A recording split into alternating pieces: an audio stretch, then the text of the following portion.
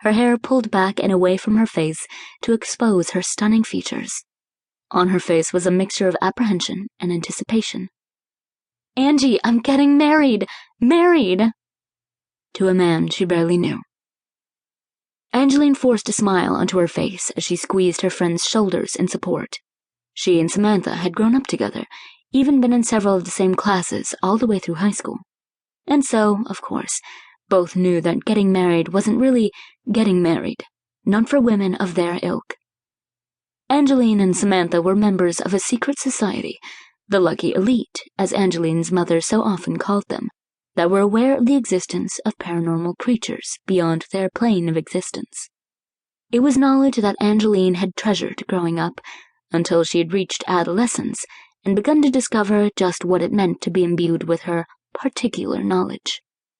The pairing off had begun about 5 years ago. It was, her mother told her, in an effort to slow the rate at which wolf males simply took females from the human world to mate. At the time, Angeline had been 19 and just beginning to understand the true nature of the creatures she'd idolized from an early age. In her youth, wolves had always been amazing, mysterious creatures, wardens of the forest and all its inhabitants. The first time she'd actually come into contact with a male wolf, however, all her illusions had shattered.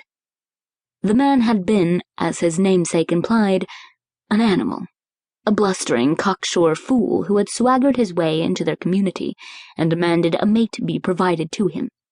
Although Angeline's mother, as the matriarch, had agreed to his terms, it was still unbelievably rude for the man to use such words.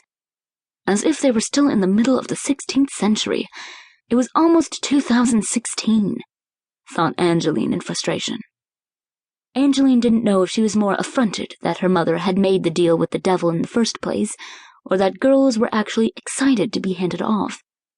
They knew so little. All they saw were bulging muscles and pretty faces, and they were ready to be spirited off into a life of servitude that included little more than popping out pups and being bossed around. Angeline liked sex, but she didn't like it that much.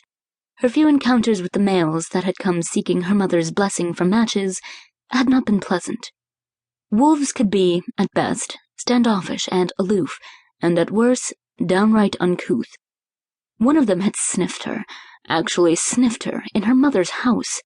Yet here Samantha was, over the moon to have finally found her match. Her father was also happy, enthralled with the idea of a hybrid grandson, and Angeline's own mother would be happy to keep fulfilling the pact with the clan that had sought them out. To keep listening to this audiobook, I've left you a link in the description so you can do it, at no cost thanks to Audible's 30-day free trial.